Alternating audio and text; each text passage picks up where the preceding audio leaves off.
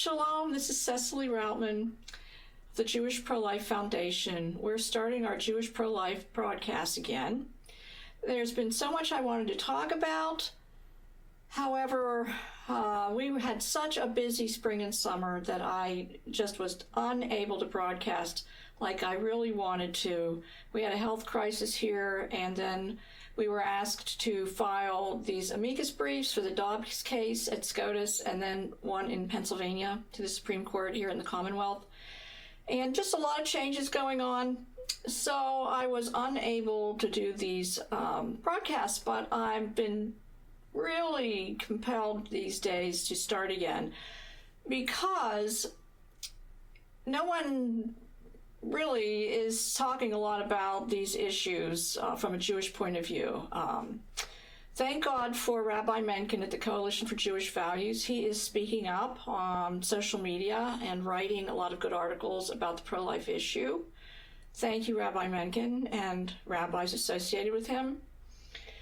However, there's just so much that needs to be said that isn't being said, and I just, like from the very beginning of our work in 2006, I was waiting for some Jewish person to be doing these kinds of media broadcasts or something to tell the world that Judaism is the original pro-life religion, that, it was the first religion in human history to sanctify human life from conception, and the first religion in human history to prohibit child sacrifice. And somehow or another, because of propaganda over many, many decades and disengagement from Torah values and life-affirming principles in our tradition, we now have a majority of Jews, 83, 86, God only knows, now we have a lot more, even modern Orthodox, subscribing to this view that Judaism is a baby-killing cult and that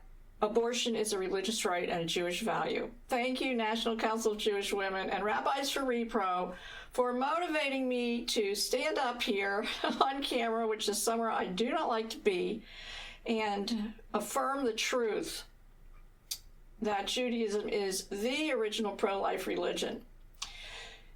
So we started in 2006 because we were concerned about the high rates of abortion in the Jewish community and the fact that so many Jewish abortion advocates were transmitting this message that abortion is something that Jews subscribe to. So this is very dangerous. If there's any anti-Semite out there and he gets this impression that Jews are killing children, it's only going to make matters worse.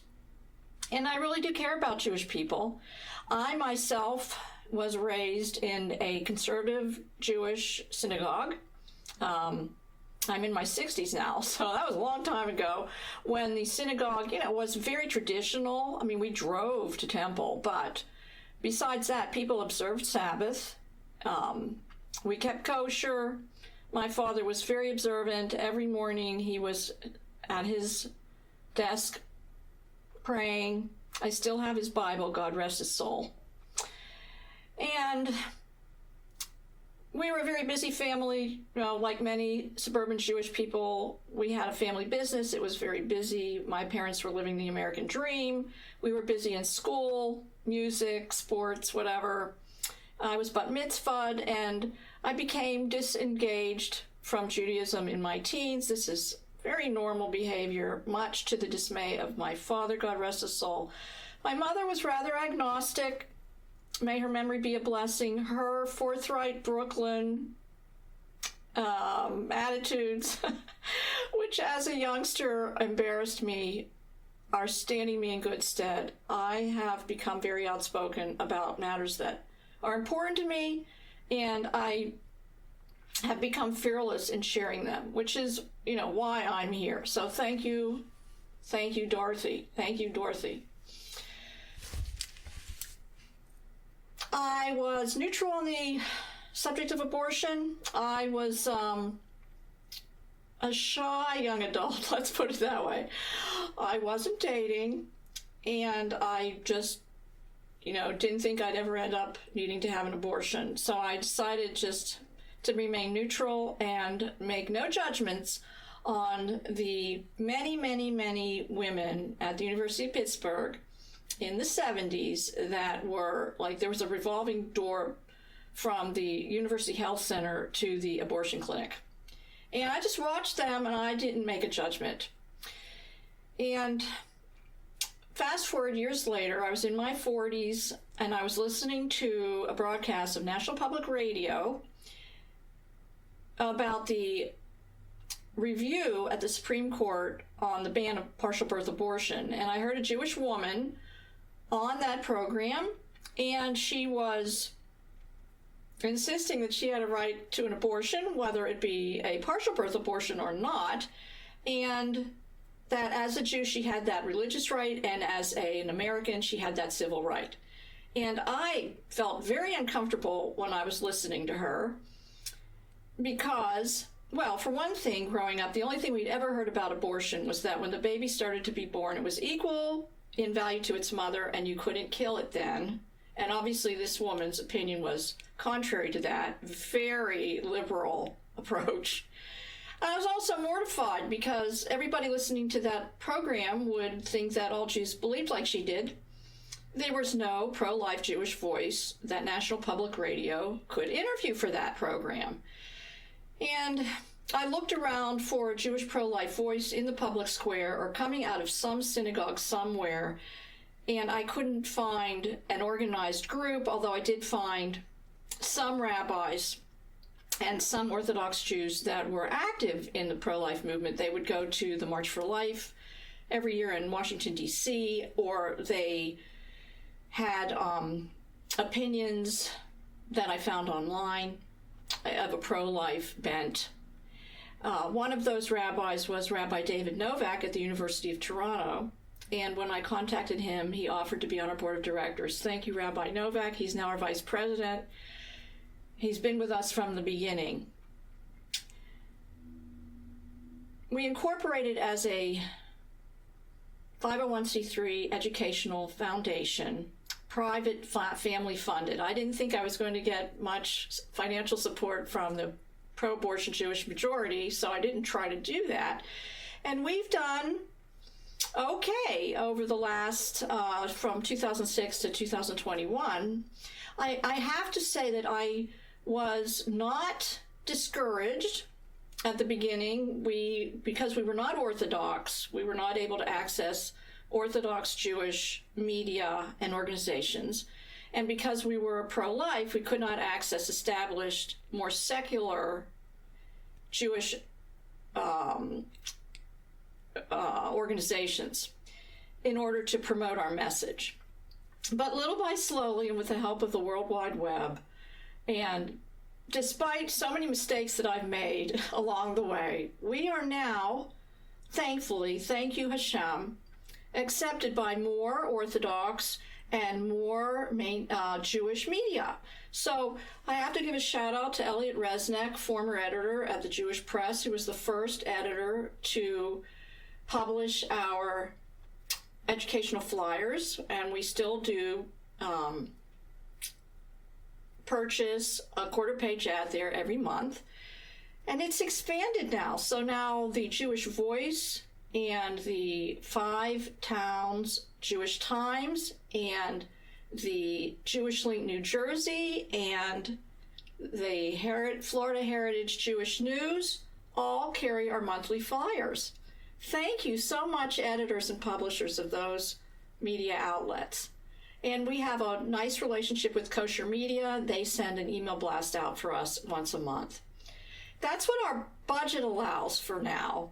And as I mentioned, we were approached last summer, early summer, to write these amicus briefs, one for the Dobbs case at SCOTUS, and then later one for a case in the Commonwealth of Pennsylvania that's gone to the Supreme Court here, where abortion industry plaintiffs are suing the state to allow Medicaid-funded abortions, which has not been allowed here for many, many, many years. So we are more in the public square. It's so interesting. We have been approached by journalists for interviews and our perspective on abortion issues in the past several years. So that mission is being accomplished. Thank you, God. It was very interesting this past, month or so ago. A young journalist from the National Public Radio contacted us for our opinion on abortion cases at Dobbs, and somebody got a hold of him, and he corrected himself and said that he didn't need our perspective. And I understand that, but that's just, the way life is in America. So one of the reasons that I really wanted to share with you today is there's a case now, a situation in America about the chemical abortion pill RU486. Now, I have shared before in our blog and in our newsletters about RU486 and how it's actually a derivative of Zyklon B gas that was used in the death camps to murder Jews. Millions of Jews. The Nazis, the soldiers they were only following orders, but you can only shoot so many Jews and throw them in pits, right? They did not want to have all that death on their conscience, so they just developed this other method. Well, fast forward many years later, the chemical abortion pill 486 is a derivative of that. And it's become very, very much more popular now because, the profit margin on those pills is amazing. I mean, I was looking online yesterday, and because of now, of course, you can buy them online. This is what I wanted to share about. Anyway, the prices range from one pill like $2.99, $3.99, $4.99. I mean, $300, $400, $500 for a pill or two to murder your child at home and bleed out in your bathroom. It is so evil and dangerous for women, but it is being promoted as safe and effective and preferable to going into an abortion clinic and having a surgical abortion. So there's lots I want to say about this.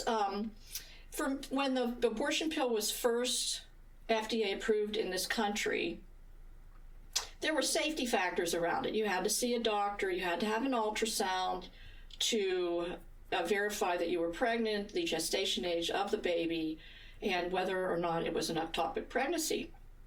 And just to, assess your basic medical status and health status before you had an abortion. And these pills are extremely dangerous. So if you're compromised in any way, it's very easy to get sick and die. And during COVID lockdowns 2 years ago, the abortion industry pressured the FDA, who is, we've all learned in the last year or two that they're very corrupted. They were pressured to drop those safety protocols so that women could just get their abortion pills through telemedicine. They just have to call the doctor and go on or Zoom in, I suppose, and get the prescription, and then the pharmacy would deliver that, or they would go to the pharmacy and get the pills. And I must say, the first pill is the RU486. That's basically the poison in that pill destroys the placenta, and so the baby is basically starved to death. And then the other pill is a pill to initiate contractions so the woman miscarries. Now, what's happened recently is that the FDA has now permanently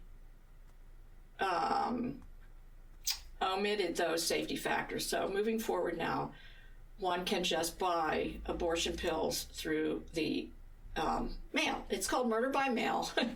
And because abortion clinics were called abortion mills, now we have pill mills. And so it's extremely dangerous. I was listening to the very good Christian podcaster named Seth Gruber. He grew up in a Christian pro-life family. He cites Old Testament, a lot of Old Testament references for his pro-life work. And he mentioned, I was listening to his podcast the other night, that the American Association of OBGYNs, as compared to the American Association of Pro-Life OBGYNs, the regular group that is very pro-abortion, because of course they make a lot of money doing abortions, they said that 50% of women actually miscalculate how long they've been pregnant. And so the abortion pill was first, just for 7 weeks. It was only just first approved for 7 weeks. Then it went 8 weeks, 9 weeks, 10 weeks, 12 weeks. And if a woman miscalculates her gestational age of her baby and she's, 13, 14, 15 weeks pregnant, this is really dangerous. And, women are dying from this. So what really, of course, demoralizes a Jew who is pro-life is that the person pushing the abortion pill agenda in this country is a Jewish man. And I'm going to just share this article with you about Dr. Daniel Grossman. Let's see. Let me just... Okay, let's see, Mr. Grossman here. So this is Dr. Grossman, and the article is from Live Action. ER doctors should falsify records to hide abortion pill complications in a post-Roe era, suggests media's favorite abortionist. Yes. So this is Dr. Daniel Grossman, and I have written about him before. Dr. Daniel Grossman, an abortionist leading the charge to expand access to the abortion pill, recently suggested that emergency doctors should avoid documenting abortion pill complications to hide information from law enforcement in a potentially post-Roe environment. And it's a very interesting article. It goes on to say that because abortion industry profiteers are anticipating Roe v. Wade being overturned, and we hope it is, but who knows? They want to be able to make a profit and get their product to women in states that are banning abortion. And if it's known how many women have complications or even die from this very dangerous medicine, then it's going to be harder for them to get their profits realized. So Grossman, who recently advocated for the idea of shipping women or teens abortion pills in advance of a verified pregnancy, suggested that it would be helpful to instruct emergency room doctors what to or not to document in medical records to protect patients from potential prosecution in states that might ban abortion or restrict access to the abortion pill. Now, it's obvious from this statement that abortionists are not required in many states to have privileges at local hospitals. Further on in the article, it talks about who is Dr. Daniel Grossman. Okay. Dr. Daniel Grossman, he's a former NARAL board member and current National Abortion Federation board member. He's a faculty member in the Department of Obstetrics, Gynecology, and Reproductive Sciences at the University of California, San Francisco, which openly trains abortionists. He also currently serves on California Governor Gavin Newsom's Future of Abortion Council. He's also a senior advisor at IBIS Reproductive Health, which was directly funded by the abortion pills manufacturer. He's on the editorial board of the journal Contraception, and he's got many other potential conflicts of interest. In other words, he's benefiting financially from his advocacy of the abortion pill. So we are going to pray for Dr. Grossman. So as bad as Dr. Grossman is behaving here in America, there's a situation in Israel that is similar, and we're going to talk about that next time. I don't want to run too late here, but let me just share a little bit about what's going on at the Jewish Pro-Life Foundation. We're heading into the secular year of 2022. Very excited about some of our plans. We're going to continue putting out a newsletter, so please go to our website, jewishprolifefoundation.org, and on the homepage you can sign up for our newsletter. We send them out about every week to 10 days. And we are continuing to create our flyers for placement in Jewish media outlets here in America. And we are working to expand our efforts into Israel. And again, we'll talk a little bit more about that, but because there's a void for pro-life education in Israel. We want to try to fill that. And so we're going to be pursuing that course of action. We have in mind to access Hillel, where our young Jewish adults are very vulnerable to abortion messaging. And so we're going to try to access that by, if Hillel will have us sponsor some of their activities so that we can get our materials to them, to the Hillel membership. And we are wanting to increase, start to travel again, go to some events, pro-Israel events and pro-life events. And we also are hoping to continue expanding our outreach. So we do have a monthly mishpacha now. You're invited to participate in that. The link is in our newsletter. So if you'd like to do that, we'd love to have you. We meet the first Sunday of every month at 11 a.m. for a couple hours just to get together and talk. It's been really nice. So many pro-life Jews are isolated and really can't share how they feel or what their experiences have been. So we get together and do that. Everything's private. So what we're doing is we are also in the midst of classifying our foundation to a public charity, because we are going to need more funds in order to bring our message to Israel and to Hillel. Everything is so expensive. So we're going to be doing that, and we're going to run some fundraisers specifically to those causes, so that if you're able and willing, you could help promote life-affirming choices from pregnancy in the Jewish communities here and in Israel. And that's really important. And lastly, we're going to be broadcasting these shows. So I really thank everybody for listening. Please share the video and feel free to comment. I'll be looking at the comments. Thank you very much. God bless you. And shalom, peace to everybody. Peace to our allies in the Jewish community and in the Christian and Gentile communities, the secular communities. Peace to our pro-abortion Jewish advocates who are being used to, promote the continuing genocide and Holocaust of the Jews. I don't know it, but, hopefully our message will reach them in their heart and mind, and they will be redeemed. Have a great day. We'll see you soon. Bye-bye.